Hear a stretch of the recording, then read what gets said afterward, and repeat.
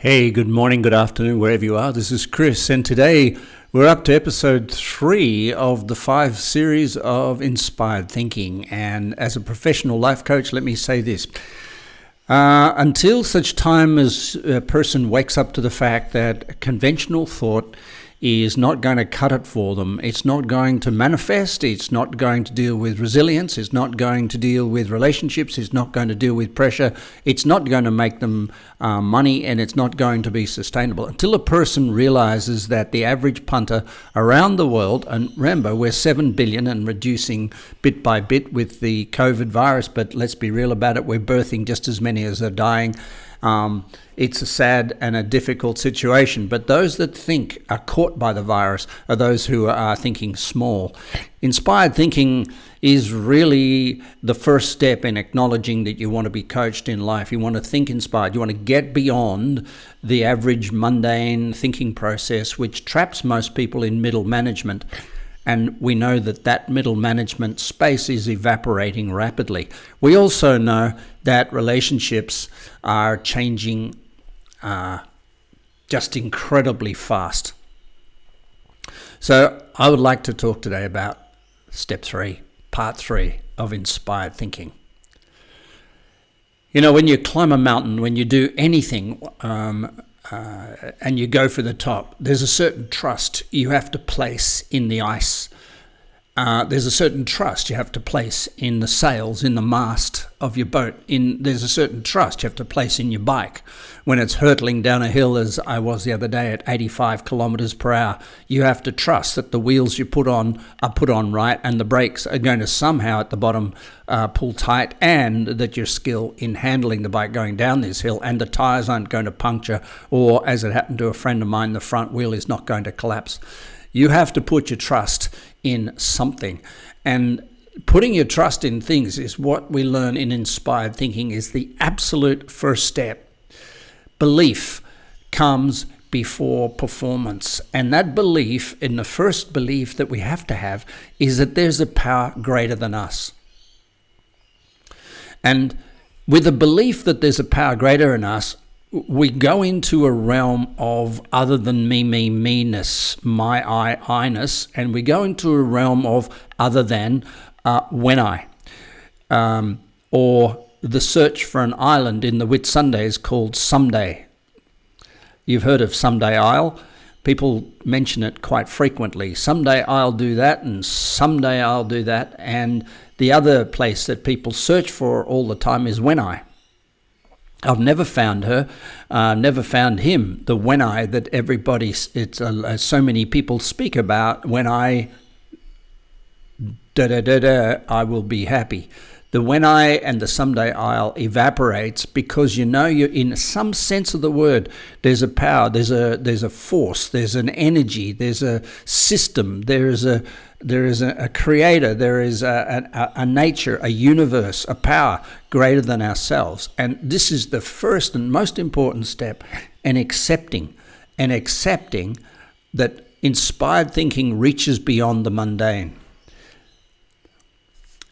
The second realization, which is part of the first, is that the power greater than ourselves is not a voice. It has no voice. It can't be written.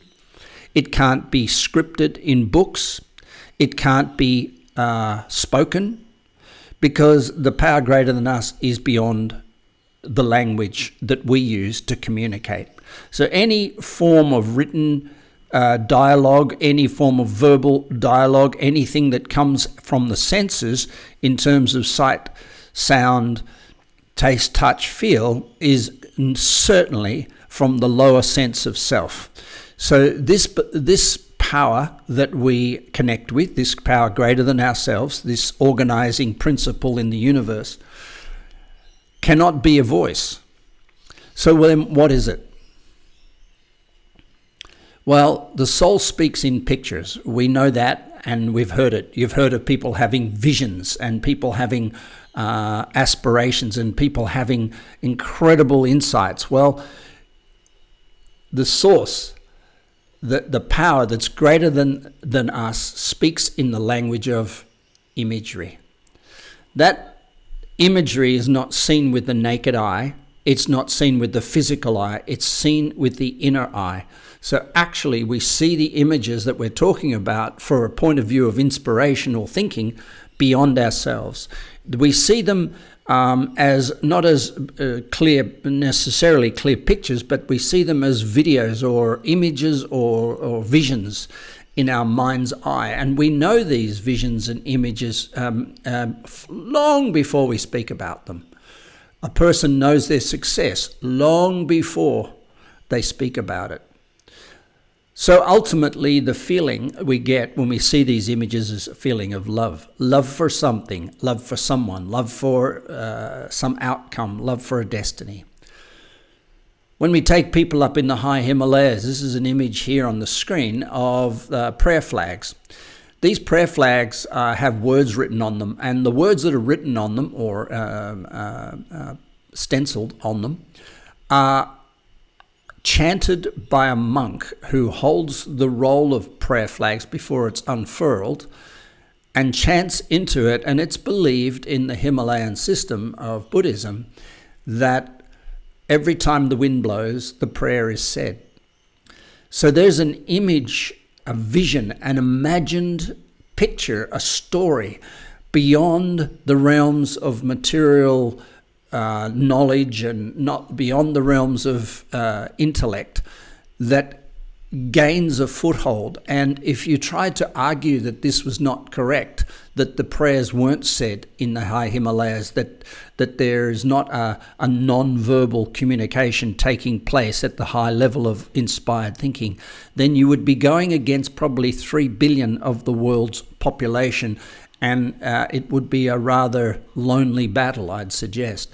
So this is the beginning of the idea that there is a thought beyond a thought. So how do you listen?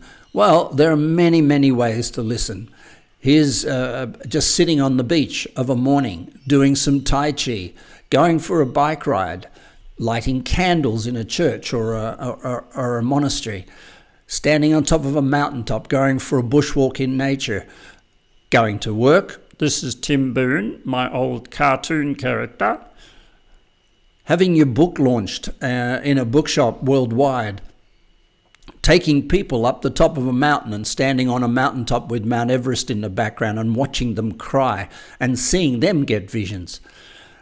Ultimately, this whole process comes from doing something beyond yourself. The listening process is not for yourself. You listen and see these images in your mind's eye when you are doing something with such intensity that you forget yourself and you get out of the way and let them come because they're always available. So the fire of the ego, burning the ego, detaching ourselves from the ego is how we become available for inspired thinking. Because for thinking inspired, we have to have an image of what we want to think about, an image in our third eye, in our mind's eye, far greater than any knowledge, words, thoughts, actions, ambitions, models, beliefs, theories that we could ever imagine. You know, it applies to work. We've talked about it in the last video. It applies to relationship, and it will change your children's lives. But it begins with knowing and accepting and agreeing that there is a power greater than ourselves, and we can at will communicate with it. This is Chris. Have a beautiful day. Bye for now.